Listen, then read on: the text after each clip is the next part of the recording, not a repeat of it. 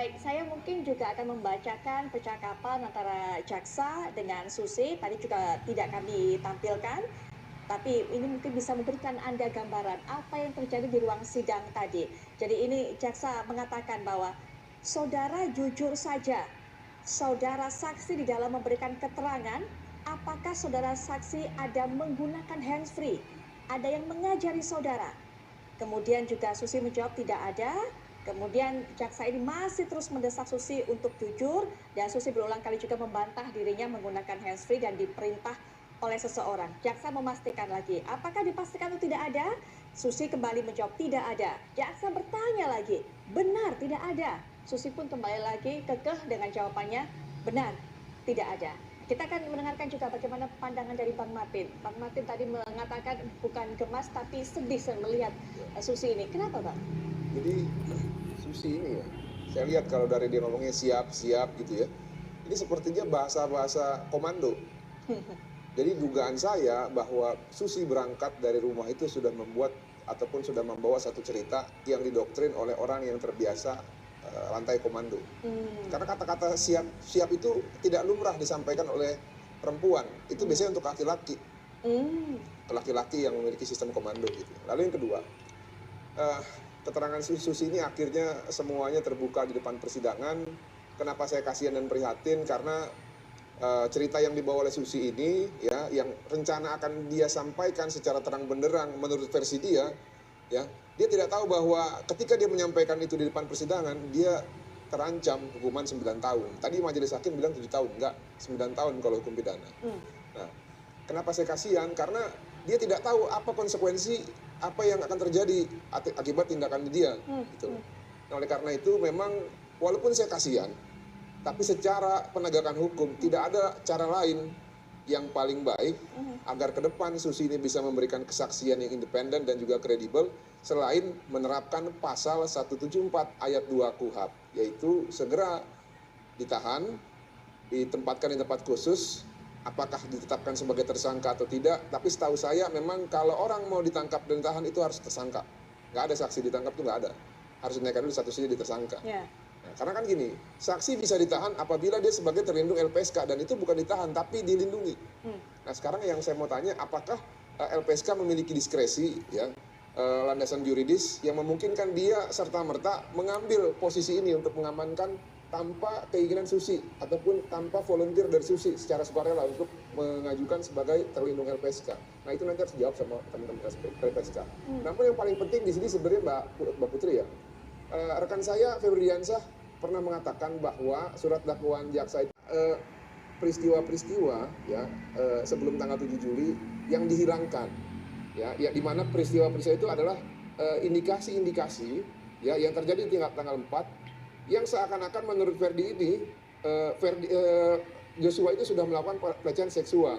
Nah tadi dibantah, ya Susi awalnya bilang dia melihat langsung Joshua sudah membopong ibu dengan cara paksa, tapi ternyata dia di dapur. Nah bagaimana orang di dapur bisa melihat? Nah akhirnya ketika ditanya dia bilang enggak pak, saya nggak melihat, saya hanya menduga-duga saja gitu ya, atau seperti keterangannya Pak Kuat gitu kan. Akhirnya dia meyakinkan kepada hakim bahwa memang dia tidak melihat Joshua itu membopong ibu. Nah lalu yang menarik lagi ternyata Joshua itu bukan atas keinginan sendiri untuk membopong ibu. Nah ini ditegaskan dengan apa yang dikatakan oleh Eliezer bahwa Joshua juga meminta Eliezer, ayo kita bopong ibu. Nah namun pada saat itu ya Putri Chandrawati mungkin karena ini ya nggak enak ya, kok ada 2 ajudan yang mau membopong dia. Akhirnya bilang ya sudah nggak usah. Nah jadi belum sempat terjadi pelecehan seksual, dugaan pelecehan seksual yang dibilang bopong itu. Nah ini ditegaskan lagi di tanggal 5 mereka pergi ke Jogja, ke mall bersama-sama. Ada Susi, ada Joshua, ada Richard Eliezer, ada siapa lagi tuh. Pokoknya rame-rame lah mereka ke Jogja dan mereka pergi ke mall. Nggak ada orang yang habis dilecehkan seksual tuh besoknya pergi bersama-sama ke mall. Lalu di tanggal ataupun di hari selanjutnya ada perayaan ulang tahun pernikahan Putri Chandrawati dengan Ferdi Sambo. Kalau memang terjadi kekerasan seksual, pasti Putri sudah mengadu kepada suaminya. Ini kan enggak. Jadi, mohon maaf rekan Febri, premis Anda yang sok tahu itu sudah terbantahkan. Jadi, memang dakwaan surat dakwaan ke jaksa penuntut sudah cermat, sudah jelas dan sudah lengkap. Anda saja yang kurang informasi. Terima kasih. Bang, abang setuju nggak dengan apa dikatakan jaksa yang dicurigai oleh jaksa bahwa jangan-jangan ini kemudian Susi menggunakan handsfree? Nah, Sampai terpikir hal seperti itu loh. itu mudah jawabnya sebenarnya. Ada satu yang bisa menguatkan tuduhan jaksa ini. Oke. Tadi mungkin apakah memang Eliezer tidak aware atau seperti apa, namun sebenarnya gampang. Saya mau menanya sama Susi atau sama rekan-rekan PH yang lain atau para ajudan yang lain, sebenarnya Susi itu sebelum peristiwa persidangan ini, apakah dia menggunakan kerudung atau tidak? Itu dulu. Tanggal 8 Juli dia pakai kerudung nggak? Sepengetahuan abang berdasarkan keterangan Ketika selama ini? diperiksa oleh penyidik pakai kerudung nggak? Ketika masih kongko-kongko sama orang-orang ini apakah masih kerudung atau tidak? Kalau tiba-tiba di persidangan dia pakai kerudung, maka kuat dugaan kita bahwa memang yang dituduhkan oleh jaksa itu benar terjadi. Seperti itu aja. Karena kita kan nggak bisa lihat apa yang ada di dalam di balik hijabnya. Dengan hormat ya, bukan saya menilai pakaian, bukan. Ya, itu bukan mengenai Wajar hal itu, saja ya. ada kecurigaan seperti itu. Tapi kalau dari keterangan-keterangan selama ini, apakah abang dapat informasi? Nanti biar para terdakwa atau saksi-saksi ajudan yang menjelaskan. Nah, nanti mungkin ke depan input juga buat Richard Eliezer. Kalau memang dia pernah melihat bahwa sebelum-sebelumnya Susidi tidak menggunakan hijab atau kerudung, maka besar kemungkinan dia menggunakan earphone seperti yang dituduhkan oleh jaksa. Baik, ramai sekali memang Mas Heri, bagaimana melihatnya hal ini? Ada kemungkinan, bahkan juga semuanya sudah dibantah apa yang disampaikan oleh Susi oleh Richard Eliezer. Apa kemudian yang akan dihadapi oleh Susi kalau memang dibuktikan bahwa semua keterangannya ini bohong? Ya, dalam memberikan keterangan tentu ada konsekuensi yang baik. Kalau ini baik tentu nggak ada persoalan, karena tentunya akan mendukung proses pembuktian. Betul. Yang menjadi persoalan kalau keterangan di atas sumpah yang diberikan di muka sidang benarnya. Maka dalam ketentuan KUHP, Kitab Undang-Undang Hukum Pidana kita, dalam ketentuan pasal 242 KUHP kalau saya tidak salah, dalam hal memberikan keterangan palsu di atas sumpah itu maka akan diancam pidana penjara selama 7 tahun. Tapi tadi benar juga apa yang dikatakan Bang Martin, bisa 9 tahun kalau keterangan itu memberatkan atau bisa membahayakanlah posisinya terdakwa dalam hal ini, orang lain berarti kan. Jadi bisa jadi 9 tahun Mbak Putri. Tentu kalau kita lihat dari ancaman pidananya, kalau minimal 5 tahun ke atas, 5 tahun sampai 5 tahun ke atas itu berarti ancaman pidana yang bisa ditahan kan. Dan itu berarti tidak main-main.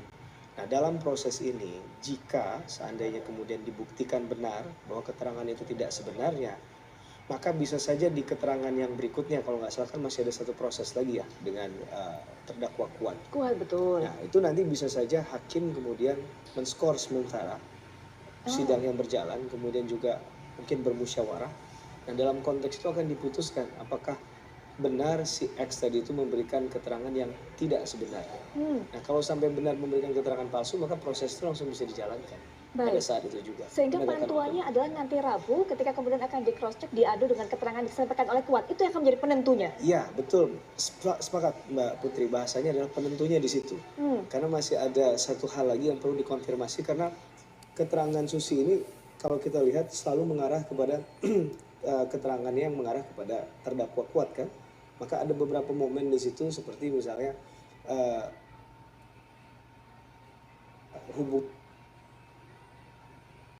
antara katakanlah hubungan emosional atau relasi kerja antara Kuat dengan almarhum Brigadir Joshua. Nah, itu kan harus dipertanyakan di situ sejauh mana dia mengetahuinya. Nah, karena beberapa kali poin-poin yang diberikan itu kan semua bertentangan dengan BAP kan. Nah, termasuk dalam menentukan bahwa asal mula kalau kita lihat dari dugaan tindak pidana ini, termasuk salah satunya kan cerita menurut versinya terdakwa Kuat. Makanya perlu dikonfirmasi ulang. Jadi menurut saya apa yang dilakukan pada hari ini tentunya tidak memberikan posisi hukum yang baik bagi siapapun yang memberi keterangan yang tidak sebenarnya ya. Apalagi kalau sampai ada direction tadi ya, arahan. Kemudian ini untuk jadi grand design untuk membuat sebuah cerita yang katakanlah sudah ada sutradaranya. Betul. Nah, tapi ini sekali lagi harus dibuktikan. Ya. Sampai pekan depan atau pekan ini jika terdakwa Kuat diberikan hak untuk memberikan konfirmasi di muka sidang. Baik, kemungkinan direction ataupun juga arahan nanti mungkin juga Bang Martin punya pendapat mengenai hal ini. Tapi kita juga ingin tanya kepada Pak Palmer bagaimana kemudian tadi melihat persidangan, mengetahui reaksi jaksa seperti itu, kemudian juga hakim seperti itu sebagai seorang praktisi hukum Pak Palmer. Saya melihatnya agak sedih juga, ada benarnya, cuma sisi sedih saya hanya mungkin lain dengan rekan saya Martin. Kesedihan saya itu kok kenapa kelihatannya kedua majelisnya seperti ngamuk-ngamuk. Kalau di dalam persidangan itu tempurlah jaksa sama pengacara, kita paham. Tetapi kalau sampai kedua majelis atau hakim yang ngamuk-ngamuk, kesannya kok seperti sudah mengambil putusan di awal. Untuk apa itu proses semua berjalan? Kita kan menunggu indahnya nanti bagaimana hakim menimbang, bagaimana hakim bersikap. Bukan pagi-pagi sudah menunggu saksi bahwa ini settingan. Jangan, tidak perlu. Karena siapa lagi yang kita harapkan objektif di situ? Kita mengharapkan hakim. Jadi, tadi saja kalau saya membaca konstruksi hukumnya, dari semua pemberitaan-pemberitaan yang ada maupun diskusi dengan teman-teman pengacara, sebenarnya udah nggak bisa lari kemana-mana ini. Jadi hanya menyajikannya saja, diuji di persidangan. Sebenarnya tidak ada yang mewah apapun yang dikatakan bisa ditinggal. Bahkan mungkin saya kira tadi dengan bernada mengancam kepada saksi, kalau hanya memberitahukan bahwa sanksinya ada pidana 9 tahun, itu sudah betul, hakim sudah baik menjelaskan itu. Cuma diperingatkan, hakim dengan sungguh-sungguh memperingatkan. Tetapi kalau dikatakan bahwa saksi sudah berbohong, itu apa? Gali saja dengan step demi step, kok pertentangan satu keterangan dengan keterangan yang lain, atau keterangan saksi itu kok tidak bersesuaian dengan alat bukti yang lain. Nah itulah yang dipakai dia saja. Katakanlah misalnya itu doktrin. Kalau memiliki teknik interogasi atau proses yang baik, pasti bisa dibuktikan. Apalagi yang dihadapannya itu mejanya lebih tinggi di hadapan saksi itu lebih tinggi mejanya hakim. Beda sekali bawahnya. Nah, pengalaman saya dan perjuangan para advokat mulai zaman Peradin, saya tahun 80 dulu, kita tidak terlalu suka hakim terlalu aktif. Sebaiknya jaksa yang aktif, biar mereka yang bertengkar dengan pengacara. Nanti hakim melerai dan memberi pertimbangan. Nanti kita menanti-nanti, publik menanti-nanti, apa yang ada di benak hakim itu. Apa sikapnya? Hakim, walaupun dikatakan bahwa hakim jangan memperlihatkan sikapnya seseorang terdakwa bersalah atau tidak, atau satu kesalahan kuat. Tetapi walaupun itu ditujukan kepada terdakwa atau tersangka, sebaiknya hakim itu memang full saja. The Godfather, hanya dia berbicara bersama Tuhan. Kali ini sudah bagus untuk perkara penyidikan ini, ada kurang sana sini sedikit, tinggal dirapikan saja persidangan. Tapi tidak perlu dikatakan, oh inilah kalau saya melihat, inilah euforia daripada sudah terbentuknya pemberitaan, seakan-akan tidak diperlukan lagi kita menguji persidangan. Tinggal mengetok palu saja. Kita semua dari dulu advokat sudah memperjuangkan mulai dari zaman Peradin. Hakim sebaiknya, walaupun undang-undang kita memberi seluas-luasnya pada hakim, bahkan kewenangan diberi untuk bahkan meminta bukti baru, tapi menggunakannya, nantilah hakim itu kan agung sekali, ya. Mainnya kurang cantik tadi Pak Palmer sekarang ini. Tidak, saya mungkin hanya coba menyimpulkan dari apa yang disampaikan oleh Pak Palmer. Berarti hakim ini tidak objektif, tidak fair, kemudian sehingga bisa memperlihatkan akan ke arah mana hakim ini tidak bermain cantik, begitu Pak Palmer? Ya, bukan bermain cantik dalam arti bahasa di pasar. Bermain cantik itu kong kali kong pada umumnya. Yang saya maksud tidak demikian. Baik. Hakimnya harus memerankan diri, bahkan menjadi penggali yang baik, tetapi dengan soft approach. Biarlah yang mungkin agak keras-keras jaksanya tidak apa-apa.